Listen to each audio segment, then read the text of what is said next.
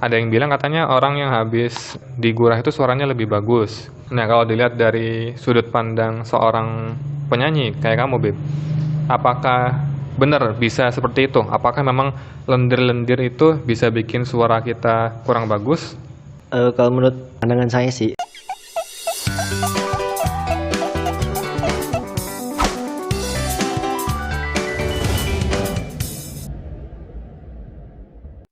Nah, misalkan gini, Beb. Ada orang yang benar-benar nol gitu, pengen belajar nyanyi dari awal banget. Tahapannya tuh gimana sih, Beb? Urutan tahapannya apa dulu yang perlu dia lakuin gitu?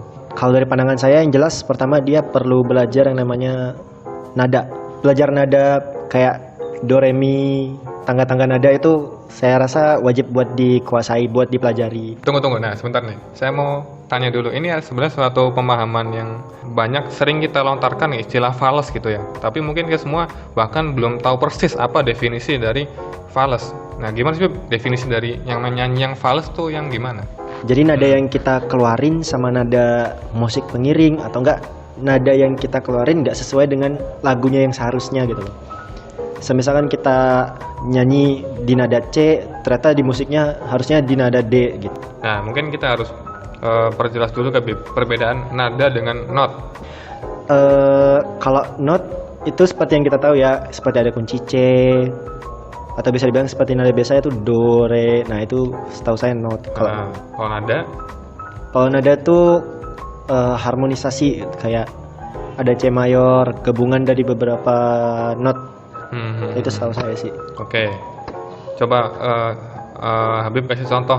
Misalkan orang nyanyi yang notnya salah, gimana, Beb? Waduh. Mbak, saking jagonya dia nggak bisa Enggak gitu. Justru karena bingung kode falesnya gimana Tuh, ini. kan? Karena dia nyanyi nggak pernah fals, teman-teman. Jadi bingung nyontoin lagu fals tuh gimana, dia nggak tahu. Karena selalu bagus kalau nyanyi. Atau enggak yang nyanyi terus dengerin falesnya di mana.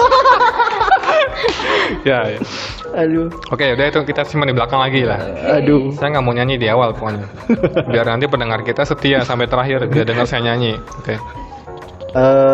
Teknik pernafasan sama teknik vokal itu juga penting. Oke, kita mulai bedah dari teknik pernapasan dulu, Bib. Pernapasan tuh ada apa aja sih tekniknya? Dan gimana?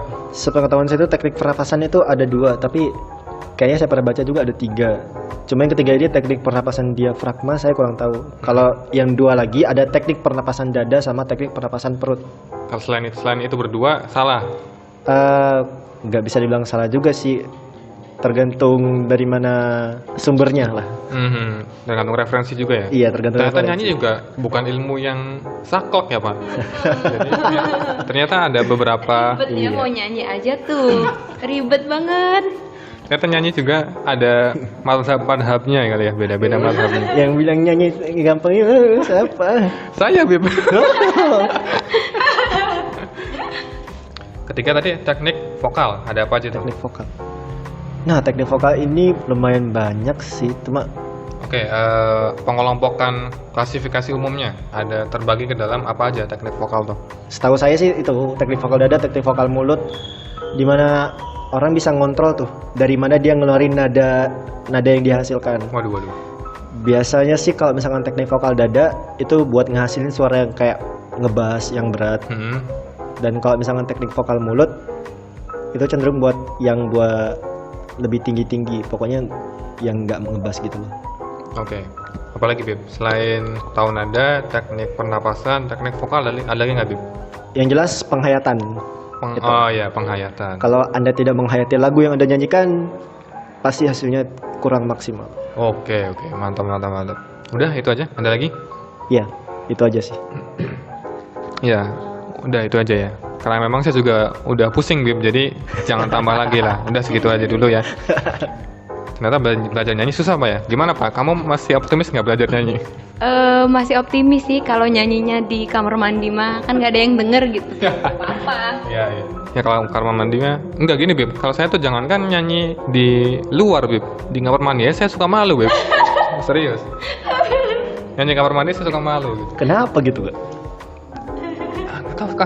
Karena saya saking muhasabah diri kali ya. Saya sadar betul suara saya tuh jelek, Beb. Waduh. Jadi Padahal walaupun banyak kata orang di luar sana tuh kamar mandi itu adalah studio vokal paling bagus. ya, buat saya tetap kamar mandi adalah malu juga tetap.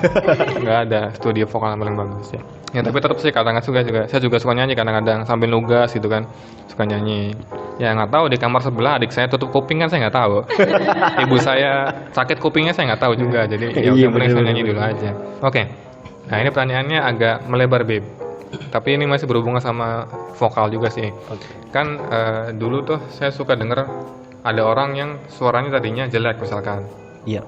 Terus dia ngikutin yang namanya prosesi pembersihan gitulah, yang disebut dengan gurah. Tahu kamu gurah ya? Iya. Tahu. Ya, jadi misalkan kayak semacam apa ya? Pengobatan gitu alternatif kalau nggak salah ya. Bisa dikasih minuman apa? Tahu nggak Pak? Gurah tuh gimana?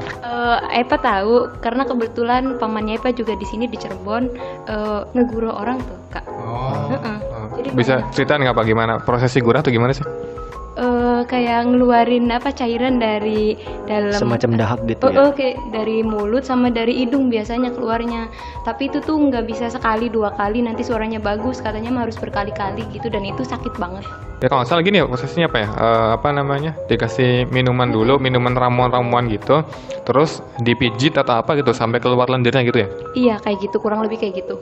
Ada yang bilang katanya orang yang habis digurah itu suaranya lebih bagus. Nah kalau dilihat dari sudut pandang seorang penyanyi kayak kamu, Beb, apakah benar bisa seperti itu? Apakah memang lendir-lendir itu bisa bikin suara kita kurang bagus? Kalau menurut pandangan saya sih, sebelumnya sih saya juga belum pernah ikut gurah-gurah gitu ya. Gak usah, kamu udah bagus ngapain gurah-gurah. Lah, kan namanya manusia kak. Siapa tahu aku tetap kudu dikeluarin. Belum puas juga, Beb. Tolonglah, Beb. Gimana dengan kita? Gimana dengan kita? Kita udah Aduh. jelek kayak gini, kamu pengen lebih meroket lagi suara kamu. Tega banget kamu, Beb. Ya gimana lanjut? Oke, sebenarnya kalau misalkan kayak ada namanya gurah itu ya, kayak yang tadi udah jelasin kan kayak ngeluarin sesuatu. Karena namanya kalau kita bernyanyi itu kan kita kan ngeluarin suara. Ya. Kalau semisalkan kayak ada semacam yang kita kalau bernyanyi kan nggak cuma ngeluarin suara tapi pasti ngeluarin yang namanya nafas juga, Iya. ngeluarin angin. Kalau semisalkan ada sesuatu yang nahan itu pasti kurang bagus dan kurang enak lah jadinya. Jadi kalau menurut saya pasti mempengaruhi kalau yang gurah kayak gitu sih sepertinya. Nah kalau itu kan dari Habib yang katanya belum pernah gurah, Beb ya? Belum. Nah kalau dari Epa pernah lihat nggak testimoni atau kisah nyata gitu lah orang yang mungkin Epa kenal, pasiennya pamannya Epa tadi ya, yang pernah digurah dan memang benar gitu ketika mereka setelah pulang dari pamannya Epa beberapa hari kemudian tuh suaranya beda dan lebih bagus, benar nggak Pak? Iya kan yang tadi Epa udah bilang guro itu nggak bisa sekali 2 kali itu langsung suaranya bagus atau jernih. Jadi emang harus berkali-kali kayak rutin continue gitu kak. Dan itu emang ada temen Epa yang itu emang alumni pondok juga, maksudnya keluaran pondok dan emang masih ngikutin guru, terus emang suaranya pas sholawatan di masjid gitu kalau azan kayak gitu emang udah agak mendingan, udah jernih gitu. Tahu dulu mendingan dalam hal apa? Didengar tuh lebih enak, lebih adem gitu, lebih halus, kayak lebih berarti jernih. Menghilangkan serak atau gimana maksudnya? Iya, terus kayak nada juga kayak bisa lebih itu nafas mungkin bisa lebih panjang kan, kalau sholawatan kan kadang ada yang nyambung gitu tergantung liriknya kan, tergantung nadanya kayak gitu. Itu ada yang udah mendingan pas aku ngedengerin dari toa masjid. Serius beneran. Aduh saya pengen gurah nih teman-teman. Tapi sakit. Aduh nggak jadi. Cuma itu belum pernah cobain langsung. Pas itu iya. emang diajakin sih suruh guru juga. Cuman nggak mau, takut. Karena bilang sakitnya itu jadi nggak Sakitnya mau. tuh di mananya? Di dadanya, di tenggorokannya atau di mulutnya, di mananya? Di yang bagian yang keluar ajakan pas itu kan ada temen Epa tuh keluarnya dari sini. Apa namanya? Hidung sama mulut. Ya itu yang bagian sakitnya di sini nih kak. Kan apa sih dari tenggorokan berarti ya? Tenggorokan, hidung sama ke mulut keluar. Jadi emang kerasa kayak kesenggrok apa sih bahasanya kalau orang Cirebon ngomong? Kayak apa namanya? Keselak. Iya kayak gitu. Ya sakitnya bisa dibayangin sih kalau keselak gimana ya. Tapi lendirnya itu lendir putih ya kan ya? Putih. Apa kotor? Kadang ada yang macam-macam, kalau misalkan katanya mah itu tergantung konsumsi apa makanannya juga nggak sih. Itu kalau misalnya ada yang putihnya putih kayak ke coklat gitu, kayak ya agak apa sih nggak jernih gitu putihnya. Kalau putih coklat itu mungkin orangnya suka minum boba kali ya. Bisa jadi, atau nggak suka sering ngopi nggak ya. Ngerokok, Boba kali ngerokok. bisa jadi mungkin. Aku nggak tahu kalau soal medis. Tapi pernah ngedengerin langsung gitu suaranya, oh iya mendingan gitu. Sebenarnya saya nggak ada tarik gitu. Dulu saya pernah mikir gitu. Kan saya kan sadar bahwa suara saya jelek tuh dari dulu sadarnya, Bib. Gitu, saya pengen digura biar suaraku bagus gitu. Tapi mikir-mikir juga takut sakit, takut ada apa-apa gitu. Soalnya ada juga katanya kasus yang orang habis digurah tuh jadi sakit pilek atau apa gitu. Itu saya jadi takut. Sampai sekarang enggak. Ya jadi suara yang kalian dengar sekarang adalah suara Angga yang belum digurah ya. Ya. Berarti nanti kalau misalkan udah digurah keluarin suara itu apa sih di apa sih namanya? Apa? Aku lupa, udahlah. Oke, itu kalau gurah tadi kan berarti apa namanya metode pembersihan yang secara agak medis gitulah ya. Bahkan ada unsur agamanya Pak ya kalau gurah ya. Nah, kalau dari Habib sebagai seorang yang bergelut di dunia nyanyi, apa namanya seorang penyanyi gimana sih cara mereka buat merawat atau memperbaiki suara atau Bib? Gimana Bib? Yang kudu diperhatiin ya pola makan, jelas. Kalau misalkan ingin ngerawat sumber suara kalian tuh, teman-teman juga banyak yang suka nyanyi tuh, yang pernah ikut lomba juga pasti ngejaga pola makan seperti kurangi minum es, minuman yang serbuk-serbuk itu tuh sebenarnya kurang bagus. Oh gitu. Kalau buat penyanyi, iya. Misalkan minuman tit. Nah, jangan merah. Ya. gorengan yang berminyak juga itu sebenarnya kalau bisa jangan. Aduh, terus saya makan apa Beb kalau begitu? Itu beratnya. Saya jajan apa Beb? Godaannya sangatlah berat. Masa saya jajan tahu mentah Beb? Kan ada yang kukus-kukus kayak siomay gitu. Oh iya. Siomay kan ada sambal kacangnya. Minyak juga. Ya nggak usah pakai sambal kacang, makan itunya siomay aja. Apa? Ya hambar Bu. Apa? Kan kalau bisa dikurangin, bukan berarti nggak boleh makan gitu loh. Terus apa lagi? Kalau saya sih kayaknya sejauh ini mah itu aja sih Kak. Cuma kalau misalkan saat ingin tampil nyanyi, kalau misalkan kayak ada mau menampil atau mau lomba, biasanya ada pantangannya kayak ya usahain jangan minum es selama beberapa hari, jangan makan gorengan beberapa hari, minum susu juga beberapa jam selang kita mau tampil itu usahain jangan. Karena saya pernah baca dan juga emang udah pernah pengalaman, minum susu tuh sedikit mempengaruhi tenggorokan tuh Kak. Kayak apa sih, susu tuh kayak bikin ada semacam lendir-lendir gitu tuh di tenggorokan. Jadi kalau kita mau ngeluarin suara tuh kayak nggak bisa lepas. Jadi kayak ada dikit-dikit. Nah itu. Iya, paham. Jadi coba kita ulang lagi ya. Apa Pak tadi katanya Pak, makanan yang nggak boleh Pak? Nggak boleh makan goreng-gorengan, nggak boleh minum serbuk-serbukan, nggak boleh minum susu. Ya kan? Kalau mau jajan somai nggak usah pakai itu, nggak usah pakai sambal. Nggak usah diperjelas soal somai, nggak usah. Aduh. Oh iya. Ada lagi buat merawat suara apa lagi?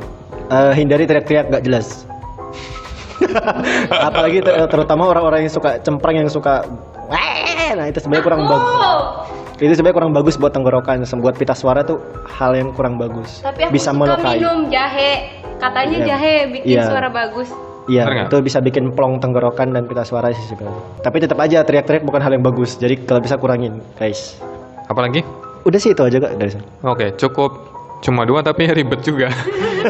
Saya kayak nggak punya kehidupan kalau nggak makan gorengan, nggak minum es gitu tuh. Saya nggak punya kehidupan. Makan apa saya? Iya. Makan tahu kukus tiap hari kan susah. Ya kalau dari saya sih Kak gini Kak, walaupun itu pantangan bukan berarti kita nggak boleh. Cuma ya kalau bisa jangan sering aja intinya mah. Biar ya kasihan juga kan. Oke, batas amannya jangan sering tuh berapa, misalnya seminggu maksimal berapa kali gitu. Lebih kayak ke seminggu mungkin 4 nggak apa-apa kayak sih. Yang jelas mah pokoknya jangan sering aja intinya mah. Catat pemirsa, catat. Nah itu kan tadi menjaga atau merawat suara. Kalau meningkatkan bisa nggak Bib? Suara kita tuh yang kayak gini terus ditingkatkan ya. Kalau tadi kan pakai gurah gitu, ada nggak kalau metode lain gitu? Kalau model metode sih ya paling kita ngelatih teknik Kak. Ngelatih teknik yang kayak tadi sudah saya bilang tadi, kita ngelatih kayak gimana kita cara ngeluarin suara, entah menggunakan teknik dada, teknik mulut dan lain-lain. Jadi lebih ke situ sih paling. Oke, menarik. Ya itu teman-teman dicatat ya kalau bisa buat kalian yang pengen bisa nyanyi dengan suara bagus ya. Ya, semoga ini bermanfaat sih buat kalian, termasuk buat saya sendiri ya, buat Emma juga.